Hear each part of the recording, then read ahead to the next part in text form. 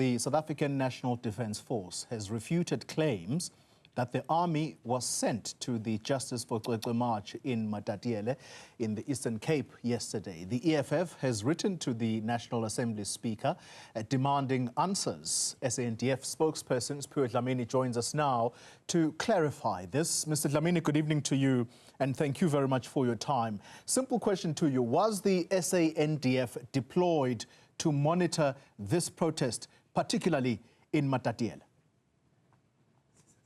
Good evening, Polly, and good evening to your viewers and listeners. The answer is very clear. The South African National Defence Force was not deployed to monitor any community action that was taking place in Matatiele. We also are off, yes? So what were the troops doing there, clearly in uniform, with their machine guns in hand? That's a question that we are going to be dealing with internally, Toli. That our OC, the officer commanding in the Eastern Cape province, together with the general officer commanding, who is responsible for the deployment of our troops in any operation, we'll be looking at. There is a process that has started, which will indicate to us how did we get our members, or how did our members find themselves in that particular situation, which was very uncomfortable to all of us. Do you argue with what our journalist observed during that march yesterday? He was on the ground and he's clear that the soldiers were there, they were monitoring and they moved with the protesters. Do you dispute that? No. There's no argument in that. There's no argument in what your pictures are showing. What we are interested in to find out is how did our members get to be in that position when clearly there was no deployment whatsoever with regards to that particular situation where community members were raising issues of very importance to the nation at large. Well, the only thing that I would like to add, though, is that in relation to our responsibilities along the borders with Lesotho, we do have our military based in Matatiele, but their sole responsibility is to do border protection duties and not anything else. And therefore, the reason why we are looking into this matter internally to verify and confirm how did our members get to be in that place at that time and what steps to take next. Would it be a fair characterization to label those troops that were there on that day as rogues? No. Remember. We have a strict command and control way of doing things, and therefore the troops would not have got up out of their base and gone there or gone wherever they were supposed to be. What we need to find out is how did it arise that they were able to go and find themselves in that particular area, and therefore the GOC, who's the officer commanding and responsible for such deployments, is looking into that internally, and we should have a report as soon as he's completed his investigation, because we need to inform our principals as to how did we get ourselves into that situation that we find ourselves today. Has Parliament requested the same from the SANDF? You are requesting a report from the officer who were commanding these troops. Has Parliament requested same?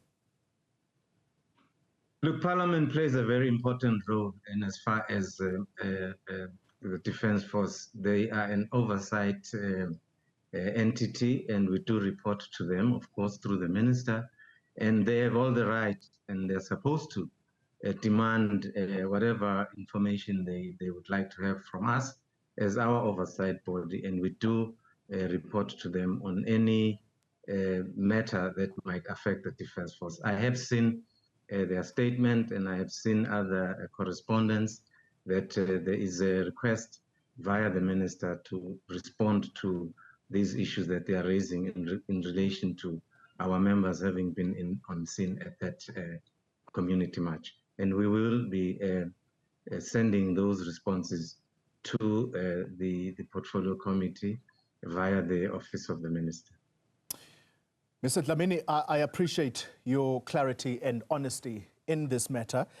And I'd like now to use this opportunity, because it's not often that we get to speak to you. In fact, it has been a difficulty.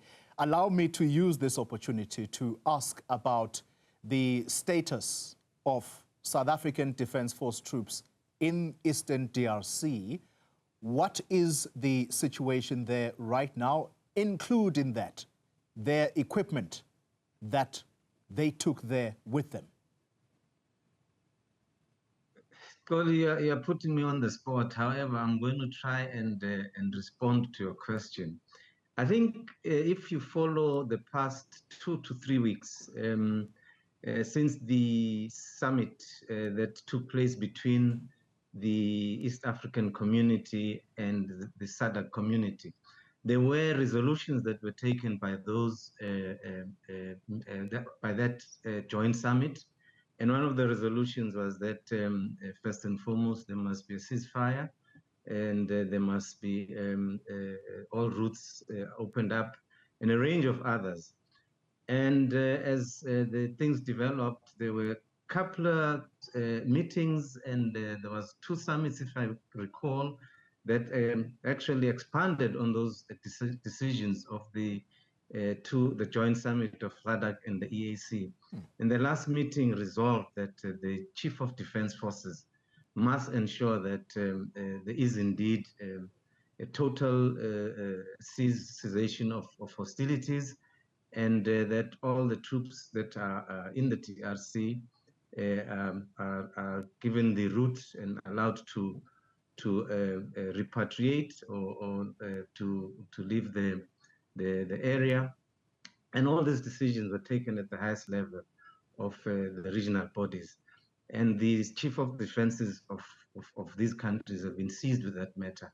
And as recent as I think last week or 2 weeks ago, as reported, the chiefs of defense were in the DRC, in particular Goma, where there were discussions with all that are involved in that particular situation. Therefore, these matters are held at a very high level. It's just not the country as South Africa alone, but they are held at a regional level, and all the chiefs of services that are involved from the 2 regions are seized with the matter. Yeah. All right. Let me be clear before I let you go. There have been reports that South African soldiers are surrounded, particularly in the area where they are deployed. This is near the Goma airport.